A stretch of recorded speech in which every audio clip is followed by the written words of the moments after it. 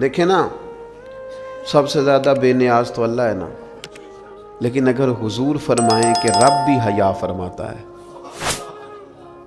حضور سید عالم علیہ السلام فرماتے ہیں اللہ حیا فرماتا ہے کہ اس کا بندہ اس کے سامنے ہاتھ پھیلائے اور اللہ اس کے ہاتھوں کو خالی واپس کر دے۔ اللہ حیا فرماتا ہے۔ کیا معنی ہے؟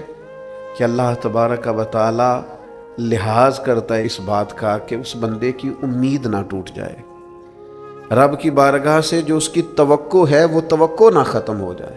معنی کیا ہوا؟ آپ وزادار رہیں، آپ کے مزاج میں رکھ رکھاؤ ہو۔ بعض لوگ بعض اوقات ایسی بات بول دیتے ہیں، ایسی بات کر دیتے ہیں، اس طرح کی گفتگو ان سے سرزد ہوتی ہے کہ وہ محسوس ہوتا ہے کہ جو اس بندے کی شخصیت ہے نا، جو اس کی پرسنالٹی ہے، اس کے ساتھ وہ بات میچ نہیں ہوئی۔ تجھے تو بہت زیادہ خیال والا ہونا چاہیے، تیرے مزاج کے اندر تو بہت زیادہ وزاداری ہونی چاہیے۔ نبی پاک صلی اللہ تعالی علیہ وسلم نے فرمایا رب حیا کرتا ہے، اور ایک مقام پہ حضور نے فرمایا جب سفید داڑھی والا مسلمان قبر میں جاتا ہے تو اللہ فرشتوں سے فرماتا ہے اسے عذاب نہ دینا، مجھے حیا آتی ہے۔ لیکن اگلے لفظ جو حضور نے بیان فرمائے وہ سمجھنے والے ہیں، فرمایا رب کہتا ہے مجھے حیا آتی ہے، تو بندے کو بھی تو حیا کرنا چاہیے، اس کو بھی حیا کرنا چاہیے کہ کوئی تو موقع ایسا ہو جب میں کوتاہیوں سے بچوں۔ اب اگر میری عمر کے تقاضے بڑھ گئے ہیں تو میرے حلم کے تقاضے بھی بڑھ جائیں، میری وزاداری کے۔ وہ حضرت حافظ سعدی رحمۃ اللہ علیہ نے ایک مقام پہ فرمایا کرنے لگے میں نے 20-22 سال کے بوڑھے بھی دیکھے اور میں نے 80-90 سال کے نوجوان بھی دیکھے۔ حضور یہ کیا بات ہوئی؟ فرمانے لگے عمریں بڑی زیادہ ہو گئی ہیں لیکن اپنے مزاج کے لحاظ سے وزادار بچپنا ہے طبیعت، ابھی بھی عادات ایسی ہیں کہ جن میں غور کرنے کی ضرورت۔ اور فرماتے ہیں کچھ لوگ ایسے ہیں کہ عمریں تھوڑی ہیں لیکن انہوں نے اپنے آپ کو سمیٹ لیا ہے، بعض چیزوں پر اپنے اوپر پابندی کر لی ہے، بعض چیزوں کا لحاظ کرتے ہیں، کچھ معاملات سے بڑی ہمت کر کے بچتے ہیں۔ پھر انہوں نے نتیجہ نکالا، کہنے لگے میں اس نتیجے پہ پہنچا ہوں کہ بزرگی عمر کے ساتھ نہیں ہوتی، علم اور حلم کے ساتھ ہوتی ہے۔ علم اور حلم کے ساتھ بزرگی کا تعلق ہے۔ تو اپنی آنے والی نسل کو وزادار کیا جائے، اس کے اندر حیا پیدا کی جائے، انہیں اس بات کا لحاظ دیا جائے کہ آپ مذاق کریں لیکن اس کی بھی تو حد ہو نا۔ آپ یقین کریں بعض لوگ دادا کے ساتھ شغل کر رہے ہوتے ہیں، اپنے دادا کے ساتھ اس کا مذاق بنا رکھا، معاذ، اپنے والدین کے بارے میں باتیں کر کے وہ ہنس رہے ہوتے ہیں، اور کئی دفعہ والدین سپورٹ کر رہے ہوتے ہیں، کہتے ہیں یہ بڑا اس کا مذاق والا مزاج ہے، مجھے بھی معاف نہیں کرتا۔ تو آپ اسے کیا بنا رہے ہیں؟ جب یہاں بھی اس کا پردہ قائم نہیں ہے تو پھر اس کا پردہ کہاں قائم ہوگا؟ اس کی طبیعت کے اندر ٹھہراؤ ہونا چاہیے۔ وہ لوگ تو وہاں بھی وزادار تھے جہاں بات کرنے کی ضرورت ہے۔ نبی پاک علیہ السلام نے صحابہ سے پوچھا کہ وہ کون سا درخت ہے جس کی مثال مومن کی طرح ہے، تو حضرت عبداللہ ابن عمر فرماتے ہیں مجھے سوال کا جواب آتا تھا کہ وہ کھجور کا درخت ہے، لیکن چونکہ حضرت عمر بیٹھے تھے میرے والد، چونکہ حضرت صدیق اکبر بیٹھے تھے، چونکہ حضرت عثمان غنی بیٹھے تھے، چونکہ علم و حکمت کے تاجور مولا علی بیٹھے تھے، مجھے جواب آتا تھا۔ لیکن حضرت عبداللہ ابن عمر فرماتے ہیں حیا مانے تھی، حیا نے مجھے منع کیا کہ اتنے بزرگ بیٹھے ہوں اور تو جواب دیتا پھرے۔ ہمارے مفسرین کرام نے یہاں لکھا ہے کہ اساتذہ اور مشائخ کی موجودگی میں علم بتانا بھی منع ہے۔ آپ کے بڑے بیٹھے ہوں آپ تقریر کرنے سے بھی لحاظ کریں، آپ وہاں کوئی مسئلہ نہیں بیان کریں۔ یہاں تو بڑے معاملات اور ہو جاتے ہیں۔ ہمیں اپنے بزرگوں کے سامنے ایک خاص وزاداری وہ بندے کو خوبصورت کرتی ہے۔ حضرت عباس حضور کے چچا ہیں، ان کے بیٹے جناب عبداللہ ابن عباس فرماتے ہیں میرے والد سے کسی نے پوچھا تھا آپ بڑے ہیں کہ نبی پاک؟ تو بڑی سادی سی بات ہے، چچا بڑا ہی ہوتا ہے عمر میں، آپ بڑے ہیں کہ نبی پاک؟ تو یہ وزاداری ہے، یہ کمال وزاداری ہے۔ یہ ان لوگوں کا طریقہ ہے جو بڑے رسیلے سجیلے، جو بڑے خوبصورت لوگ ہوتے ہیں، جن کے لہجوں سے لفظ نہیں شہد ٹپکتا ہے، حضرت عباس رضی اللہ تعالیٰ عنہ فرمانے لگے کیا کہا تم نے؟ میں بڑا ہوں کہ حضور؟ فرمانے لگے بڑے تو حضور ہی ہیں، پیدا پہلے میں ہوا تھا، ولادت پہلے میری ہوئی تھی، بڑے بہرحال وہی ہیں، پیدا پہلے میں ہوا تھا۔ یہ جو وزاداریاں ہیں، یہ جو خوبصورتیاں ہیں، یہ جو آپ کے مزاج کے اندر خوبصورتی ہے، یہ جو لہجے کے اندر حسن ہے، یہ ایک بڑا ضروری کام ہے۔ بہت سارے لوگ دینی لوگوں سے مسئلہ پوچھنے آتے ہیں، لیکن ان میں 60% لوگ وہ ہوتے ہیں جو مسئلہ پوچھنے نہیں آتے، مفتی صاحب کو مسئلہ بتانے آتے ہیں۔ میری طرح کا بندہ تو چونکہ ذرا جلدی قائل ہو جاتا ہے، وقت تھوڑا ہوتا ہے تو بہت سارا ٹائم نہیں دے پاتے، تو میں کہتا ہوں کہ آپ کے خیال میں جو مجھے کہنا چاہیے وہ آپ مجھے بتا دیں، میں آپ کو کہہ دیتا ہوں، کیونکہ آپ جو چاہ رہے ہیں وہ تو ہے آپ کی مرضی کا فتویٰ، تو مجھے آپ بتا دیں بھلا اس سوال کا جواب کیا ہونا چاہیے، میں آپ کو بتا دیتا ہوں۔ لیکن اگر آپ مجھ سے پوچھنے آئے ہیں تو پھر آپ حوصلہ کریں، پھر دین جو بات کہتا ہے وہ مجھے بیان کرنے دیں، پھر مرضی کا فتویٰ حاصل نہ کریں، پھر ذرا رکیں۔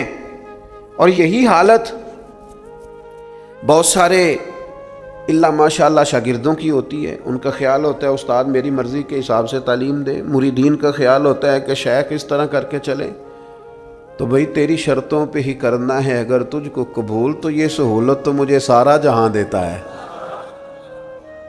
اگر تیری شرطوں پہ ہی تو نے آنا ہے کہ میرے پاس یہ ٹائم ہے تو اس ٹائم آؤں گا، تو میں اس وقت پسند کرتا ہوں تو میں اس وقت آؤں گا، تو آپ اگر یہ کہیں گے تو پھر میں یہ تیری شرطوں پہ ہی کرنا ہے، اگر تجھ کو قبول تو یہ سہولت تو مجھے سارا جہاں دیتا ہے۔ پھر تو ٹھیک ہے، اگر ہم نے کچھ لوگ کچھ دو کی پالیسی پہ ہی تعلق بنانا ہے تو پھر استادی شاگردی تو نہ ہوئی، پھر تو ٹھیک ہو گیا، پھر یارانے کریں گے، دوستیاں کریں گے، اس طرح کے لوگ تو ڈھیروں مل جاتے ہیں۔ اپنی زندگی کے اندر وزاداری، خوبصورتی، ٹھہراؤ، لہجے کے اندر حسن، مزاج کے اندر ایک کمال۔ حضرت امام مالک رحمۃ اللہ علیہ کو کسی بات پر امام اعظم نے بڑا ڈانٹ دیا، شاگرد تھے، بڑا ڈانٹ دیا، سخت ڈانٹا، اور اس کے بعد بھی وقفے سے کبھی کوئی ایسی بات ہوتی تو امام صاحب کہتے ہیں میری طبیعت سے وہ غصہ نہ جاتا کہ یار اس نے ایسا کیوں کیا۔ کچھ عرصے کے بعد جا کے وہ بات کھلی کہ جس بات پر امام ابو مالک کو ڈانٹا ہے ان کی تو غلطی نہیں تھی، دوسرے کلاس فیلو کی غلطی تھی، انہوں نے تو یہ بات کہی نہیں، تو کسی اور نے کہی تھی اور نام ان کا لگ گیا۔ بچے کر دیتے ہیں نا شرارت، کسی نے کی نام کسی، تو امام اعظم ابو حنیفہ رحمۃ اللہ علیہ امام مالک سے کہنے لگے بیٹا تم نے بتایا کیوں نہیں، اتنی ڈانٹ کھا لی۔ حضرت امام مالک نے سر جھکا لیا، کہنے لگے حضور لوگوں کے جسموں پر لوگوں کا احسان ہوتا ہے، میری تو سانسوں پر بھی تیرا احسان ہے، میری سانسیں بھی تیری مقروض ہیں۔ یہ جو لوگ مالک کو جانتے ہیں یہ اس نسبت سے جانتے ہیں کہ یہ ابو حنیفہ کی گلی میں آتا جاتا ہے، سونیاں زندگی میں جتنا نام اور عروج پایا تیرے صدقے پایا، 4 جھڑکیاں نہ سہ سکتا تیرے نام پر، میں نے پسند نہیں کیا۔ اور پھر آپ نے پوچھا بھی تو نہیں نا کہ بتاؤ، آپ نے کہا ڈانٹ کھانی ہے تو دکھ قبول محمد بخشا بس راضی رہن پیارے، کوئی حرج نہیں۔ آپ نے کہا ڈانٹ کھانی ہے تو کھا لیتی، اس میں حرج والی کون سی بات؟ یہ خاص وزاداری، یہ خاص خوبصورتی۔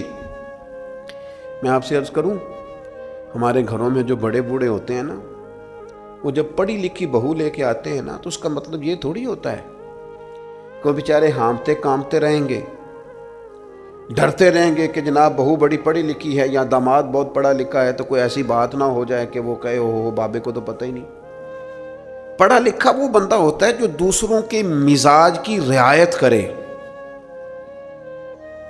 جو تھوڑا سا سمجھے کہ میری اس چیز کی وجہ سے کوئی شخص کسی کمزوری کا شکار تو نہیں ہو رہا۔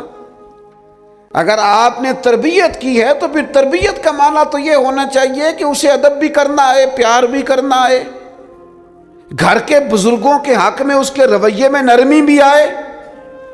اور اگر آپ نے تربیت یہ کی ہے کہ ہم چما دیگرے نیز، تمہاری طرح کا دوسرا کوئی نہیں، تو پھر یاد رکھو اگر تمہاری طرح کا دوسرا کوئی نہیں نا تو پھر تمہیں بھی کوئی ماننے کو تیار نہیں ہے۔ پھر جعلی روب اور ہوتا ہے اور دلوں میں محبت اور ہوتی ہے، پھر ان چیزوں میں فرق ہوتا ہے۔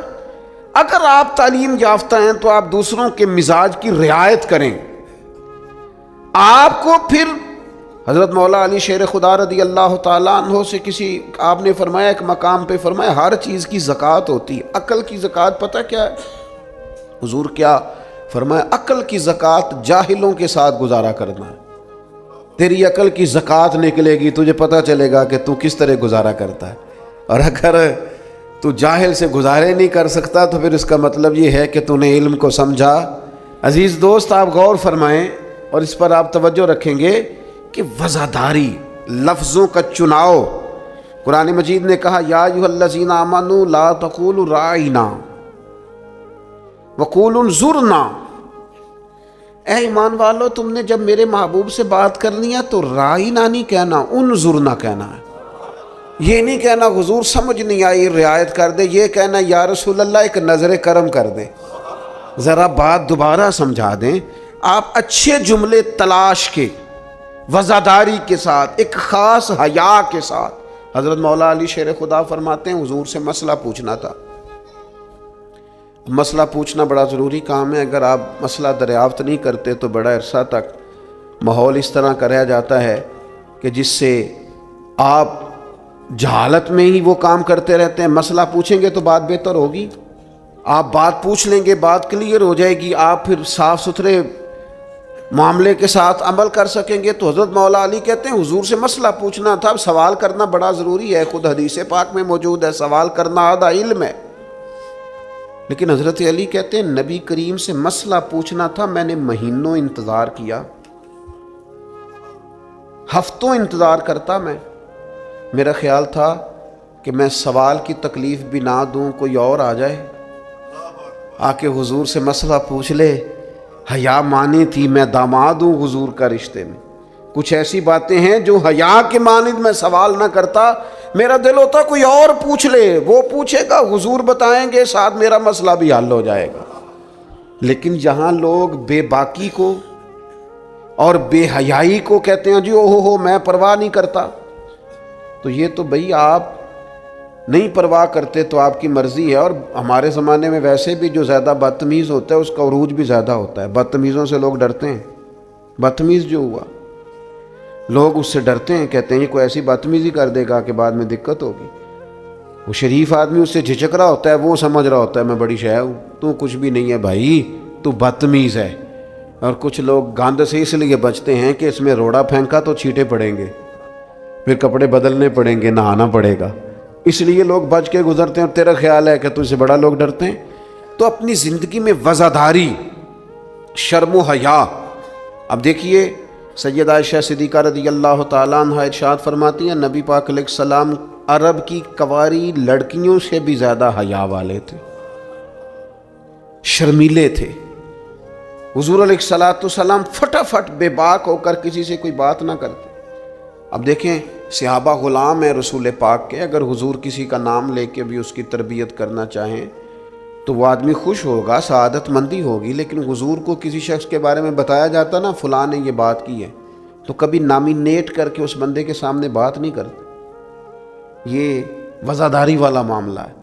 تو محبوب کیا فرماتے؟ حضور فرماتے لوگوں کو کیا ہو گیا ہے، اب انہوں نے اس طرح کرنا شروع کر دیا، وہ ایک کی بات ہوتی سب کو سمجھ آ جاتا اور اس کی بھی ساتھ لگتے اصلاح ہو جاتی۔ اپنی مزاج سے اپنی وزاداری کو ختم نہیں کریں، اپنے لہجے کو ختم نہ کریں۔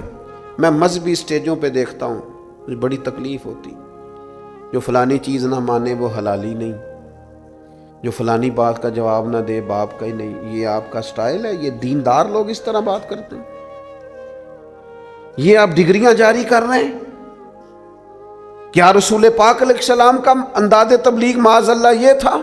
میں کیا کروں، صرف میں دینی لوگوں کی بات نہیں کر رہا۔ جو آدمی گندے لطیفے سناتا ہے نا اسٹیج پہ بیٹھ کے، اس کی آپ فین فالوئنگ دیکھیں کتنی زیادہ ہے، سٹیٹس کیا ہے، گند بولتا ہے، لطیفے سناتا ہے، اور اس کو سننے والوں کی تعداد کیا، او آ رہی ہے دنیا ٹوٹ کے پڑ رہی ہے۔ یہ ہمارے معاشرے کے مجموعی مزاج کی عکاسی کرتی ہے کہ وزاداری کس حد تک ختم ہو گئی، اپنے انداز میں، اپنے لب و لہجے میں، خاص شرم و حیا، خاص خوبصورتی۔ ہمارے جو دیہاتی گھر ہوتے تھے ان کے اندر بڑی وزاداری ہوتی تھی، ان کے اندر بڑا خیال رکھا جاتا تھا، چیزوں کو بڑا سمجھا جاتا تھا۔ یہاں آپ حالت دیکھ لیں، شادی بیٹی کی ہو یا بیٹے کی ہو، سارا خاندان بیوٹی پارلر میں بیٹھا ہوتا ہے، کوئی وزاداری نہیں رہی، کوئی وہ معاملہ ہی نہیں رہا جس میں حسن ہوتا تھا، خوبصورتی ہوتی تھی۔ رسول پاک صلی اللہ تعالی علیہ وسلم نے فرمایا حیا خیر ہی خیر ہے، حیا سراپا خیر ہے۔ تیرا جھکا جھکا لہجہ، تیرے جھجکتے لفظ، تیری ٹھہری ٹھہری باتیں، تیرا ذرا سمٹ کر چلنا، سمٹ کر بات کرنا، تیرے لہجوں کا ٹھہراؤ، گویا یہ وہ ٹھنڈی ہوا ہے جو چلے گی تو صحیح پر کسی کو فائدہ دے گی، نقصان نہیں دے گی۔ لیکن اگر تیرا خیال طوفان بننے کا ہے، پھر ایسا نہ ہو کہ درخت بھی ٹوٹیں، رستے بھی بند ہوں، عمارتیں بھی گریں۔ حضور نے فرمایا حیا خیر ہی خیر ہے، حیا جہاں آتی ہے خیر لاتی۔ نبی پاک صلی اللہ تعالی علیہ وآلہ وسلم ایک جگہ سے گزرے، یہ بخاری میں موجود ہے، تو ایک شخص اپنے بھائی کو سمجھا رہا تھا، اسے کہہ رہا تھا یار تو بڑا ہی شرمیلا ہے، اس طرح بھی کوئی کام ہوتا ہے؟ تیری شرم و حیا کی وجہ سے بڑے مسائل بنتے۔ بھائی کو ڈانٹ رہا تھا کہ تو اس قدر زیادہ جھجکتا ہے، شرمیلا ہے کہ بڑے ہمارے مسائل خراب ہو گئے تیری جھجک کی وجہ سے۔ حضور قریب سے گزرے تو یہ میرے کریم کا انداز دیکھیے، حضور فرمانے لگے اسے کچھ نہ کہہ، اسے چھوڑ دے، اس لیے کہ حیا تو ایمان کا حصہ ہے، حیا تو ایمان کا حصہ ہے۔ اور ایک حدیث میں حضور نے فرمایا 70 سے زیادہ شاخیں ہیں ایمان کی، اور حیا بھی ایمان کا حصہ ہے۔ آپ وزادار رہیں، آپ میں خوبصورتی رہے، آپ تھوڑا سا انتظار میں رہیں، آپ تھوڑا سا رکیں، آپ کوئی اپنے مزاج کے اندر کوئی ایسا چھچورا پن پیدا نہیں کریں جس سے آپ کی طبیعت، آپ کا لہجہ، آپ کا انداز، آپ یقین کریں سنجیدہ لوگ تو حجروں میں چلے گئے۔ ایک بہت بزرگ تھے، عالم بھی تھے، تو کچھ سیاسی سوجھ بوجھ اچھی رکھتے تھے۔ میری ان سے ملاقات ہوئی تو میں نے ان سے کہا کہ صاحب آپ کو تو بڑا اچھا سیاستدان سمجھا جاتا تھا، تو کیا ہوا آپ چھوڑ گئے؟ کہنے لگے موجودہ سیاست سے وزاداری رخصت ہو گئی ہے، لہذا ہم نے بھی ارادہ کیا ہے کہ اب یہ دامن بچانے والا کام ہے، لہذا قبل از وقت بھرا میلہ چھوڑ دینے کا ارادہ کیا ہے، اب یہ ماحول ہمارے والا نہیں رہا، ہم دامن بچانے کا ارادہ کیا ہے کہ اس میں وزاداری نہیں۔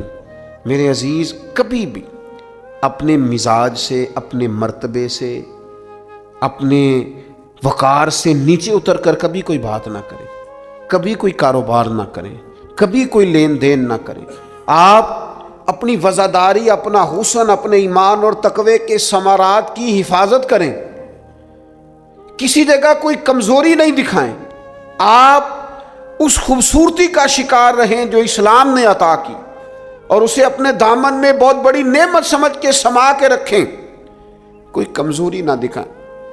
تھوڑی سی مشکل ہوتی ہے جب انسان زمانے کے ساتھ مل کے نہیں چلتا تو مشکلات آتی ہیں تھوڑی بہت، جب دور کے مطابق فیشن نہیں کرتا تو ظاہر ہے اسے لوگ پینڈو بھی کہتے ہیں، اسے جاہل بھی کہتے ہیں، اسے یہ بھی کہتے ہیں کہ اسے شعور کوئی نہیں، یہ تانے تھوڑے بہت سننے پڑتے ہیں، لیکن آپ کی وزاداری، آپ کے وقار میں، آپ کے لہجے میں کسی قسم کی کوئی کمزوری نہیں آنی چاہیے۔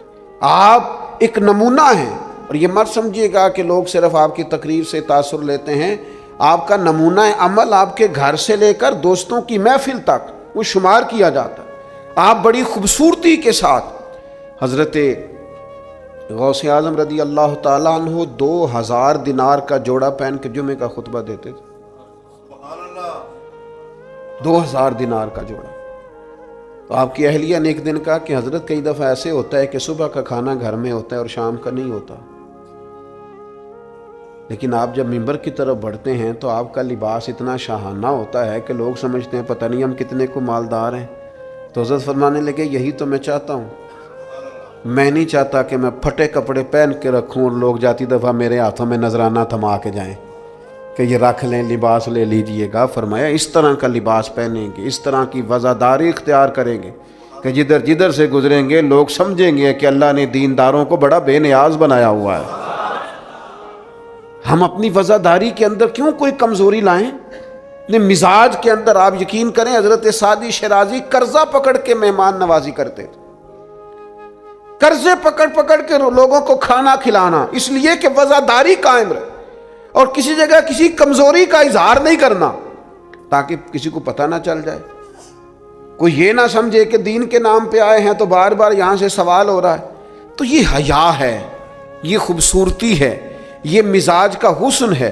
رسول رحمت صلی اللہ تعالی علیہ وآلہ وسلم نے ہمیں ایک اور حیا کرنے کا بھی کہا ہے، اس پر بھی حضور نے ہماری توجہ دلائی۔ وہ حیا کیا ہے؟ وہ ہے اپنے رب سے حیا کرنا، اپنے مالک سے حیا کرنا۔ جب ہم لوگوں کے بیچ ہوتے ہیں تو لوگوں سے حیا کرتے ہیں۔ حضرت عثمان غنی رضی اللہ تعالیٰ عنہ غسل خانے کی چار دیواری کے اندر بھی غسل کرتے تھے تو تہمت باندھ کے۔ تو گھر والوں نے، یہ کسی نے پوچھا کہ حضور غسل خانہ چاروں جانب سے بند ہے اور اس کے اوپر چھت ہے اور آپ اس میں غسل کر رہے ہیں، تو پھر بھی آپ تہمت کے ساتھ، اور بڑا سمٹ کے اور بڑا کونے میں بیٹھ کے۔ تو آپ فرمانے لگے جب لوگوں کے بیچ ہوتا ہوں تو لوگوں سے حیا کرتا ہوں، جب تنہا ہوتا ہوں تو رب سے حیا کرتا ہوں۔ حضرت امام اعظم ابو حنیفہ گھر کی چار دیواری میں بھی ننگے سر نہیں بیٹھتے تھے، ٹانگیں پھیلا کے نہیں بیٹھتے تھے۔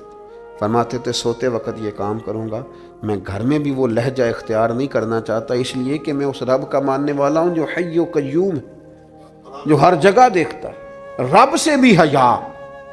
اور آپ کو پتہ ہے ہمارے صوفیاء نے فرمایا ہے کہ سب سے زیادہ اللہ سے وہ بندہ حیا کرتا ہے جو اپنے خیالات پر کنٹرول کرتا ہے، اپنے جذبات پر کنٹرول کرتا ہے، جو وسوسوں کو نہیں آنے دیتا، جو اپنی طبیعت میں کوشش کرتا ہے کہ اچھے خیالات ہی رہیں، وسوسے آئیں تو جھٹک دیے جائیں، اس لیے کہ وہ نبی پاک علیہ السلام کا جو فرمان موجود ہے نا کہ رب نہ تمہاری جیبیں دیکھتا ہے نہ صورتیں دیکھتا ہے، وہ جب دیکھتا ہے تمہارا دل دیکھتا ہے۔ تو وہ حیا کرتے ہیں کہ دل میں کوئی ایسا خیال آئے جو غلط ہو، برا ہو، گندا ہو، چونکہ مالک نے دیکھنا ہے، وہ اس لیے خانہ دل کو صاف رکھتے ہیں۔ لیکن نا کوئی مہمان گھر میں آتا ہے تو لوگ فٹافٹ صفائی نہیں کرتے، چیزیں نہیں اٹھاتے کہ وہ کیا سوچے گا، یہ کتنے میلے کچیلے ہیں، کیونکہ مہمان نے دیکھنا ہے، اور جس دل کو رب رحمان نے دیکھنا ہے اس کی صفائی رکھنا کہ اس میں گندے برے خیالات، ہرس، ہوس، لالچ، حسد، بغض، کینہ، عداوت، بددیانتی، بدگمانی یہ موجود نہ ہو، چونکہ رب نے دیکھنا۔ اللہ کے پیارے رسول صلی اللہ تعالیٰ علیہ وسلم نے فرمایا اللہ تعالیٰ سے حیا کرو جس طرح حیا کرنے کا حق ہے۔ تو صحابہ کہتے ہیں ہم نے عرض کی یا رسول اللہ صلی اللہ تعالیٰ علیہ وسلم الحمدللہ ہم اللہ سے حیا کرتے ہیں۔ تو حضور نے فرمایا حیا کا وہ معنی نہیں جو تم نے سمجھا ہے۔ تو یا رسول اللہ پھر سمجھا دیں کیا معنی ہے حیا کا؟ تو نبی پاک علیہ السلام فرمانے لگے اللہ سے حیا کا حق یہ ہے کہ تم اپنے سر میں جو موجود افکار ہیں ان کی حفاظت کرو، اپنی سوچوں کی حفاظت کرو، پھر تم نے اللہ سے حیا کی۔ اور حضور فرمانے لگے جو کچھ تمہارے پیٹ کے اندر ہے جب تم اس کی حفاظت کرو گے تو پھر تم نے اپنے رب سے حیا کی، یعنی حرام نہ کھانا۔ نہیں پتہ سارے زمانے کو کہ تمہارا رزق حلال ہے کہ حرام ہے، پر تمہارے رب کو پتہ ہے نا، لہذا حیا کرنا، لقمہ حرام قریب نہ آنے پائے۔ اور حضور علیہ الصلاۃ والسلام فرمانے لگے یہ بھی یاد رکھنا کہ موت اور ہڈیوں کے گل سڑ جانے کو تم نے یاد رکھا ہوا ہو، اور فرمایا یہ بھی یاد رکھنا کہ تم نے قیامت کے دن دوبارہ اٹھنا ہے، رب کی بارگاہ میں کھڑا ہونا ہے۔ اگر تم نے ان سب چیزوں کو یاد رکھا پھر تم نے صحیح معنوں میں اپنے رب سے حیا کی، اور اگر تم نے یہ بھلا دیا ہے اور بس ٹھیک ہے دوڑ کے آئے، نماز پڑھ لی، اور جناب محفل میلاد میں جانے کا وقت آیا تو کہیں سے ادھار ٹوپی لے کے سر پہ اوڑھ لی اور لباس جو ہے وہ شلوار قمیض والا نکل آیا اور لہجہ بدل گیا، تو پھر کچھ ظاہری طور پر تو چیزیں بہتر کی لیکن حقیقی معنوں میں اپنے رب سے حیا نہیں کی۔ حضور فرماتے ہیں کچھ لوگ تہامہ پہاڑ جتنی نیکیاں لے کے آئیں گے قیامت کے دن، لیکن وہ اللہ ہوا میں اڑا دے گا۔ کیوں؟ اس لیے کہ لوگوں کے سامنے نیکیاں کرتے تھے، جب اکیلے ہوتے تھے پھر گناہ کرتے تھے۔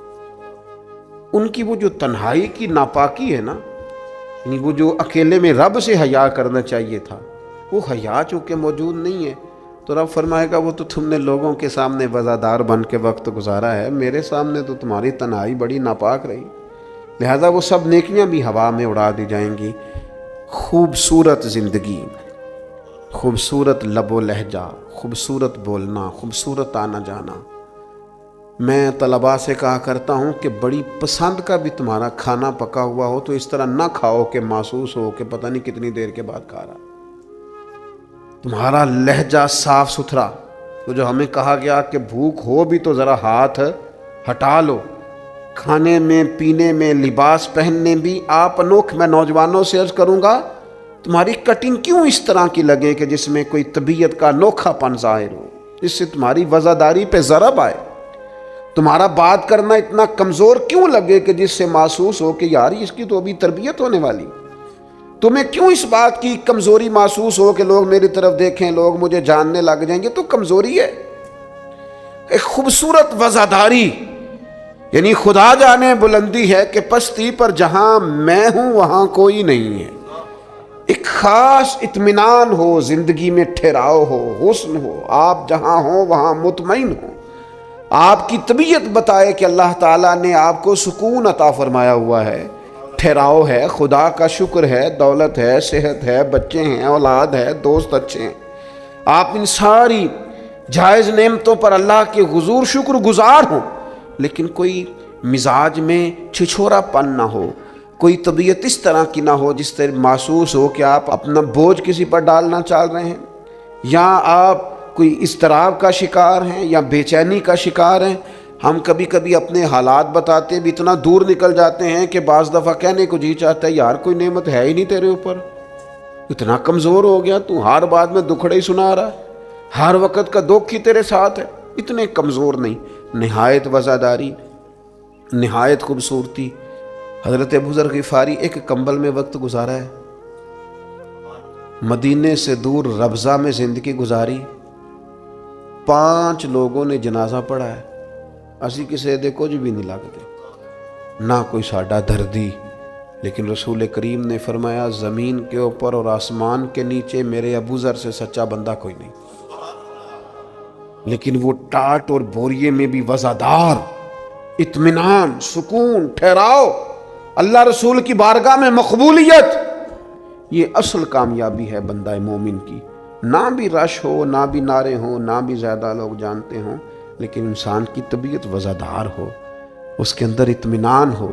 اور کچھ لوگ اتنے مطمئن ہوتے ہیں، ان کی زندگی میں اللہ رسول پر بھروسہ اتنا مضبوط ہو جاتا ہے، ان لوگوں کی زندگیوں کے اندر صبر اور شکر اتنا غالب ہوتا ہے، ان کے لہجے کے اندر ٹھہراؤ اتنا زیادہ ہوتا ہے کہ ان سے مل کر جینے کو جی چاہتا ہے، ان سے ملاقات کر کے انسان کو زندگی گزارنے کا لطف آنے لگتا ہے۔ یعنی جن سے مل کر زندگی سے پیار ہو جائے وہ لوگ آپ نے شاید نہ دیکھے ہوں، مگر ایسے بھی ہیں جن سے مل کر زندگی سے پیار ہو جائے، انسان کو ٹھہراؤ نصیب ہو، کرم نصیب ہو، ہوتے ہیں ایسے لوگ۔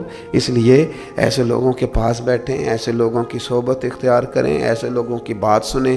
اللہ کریم ہم سب کے دلوں میں اطمینان اور سکون عطا فرمائے۔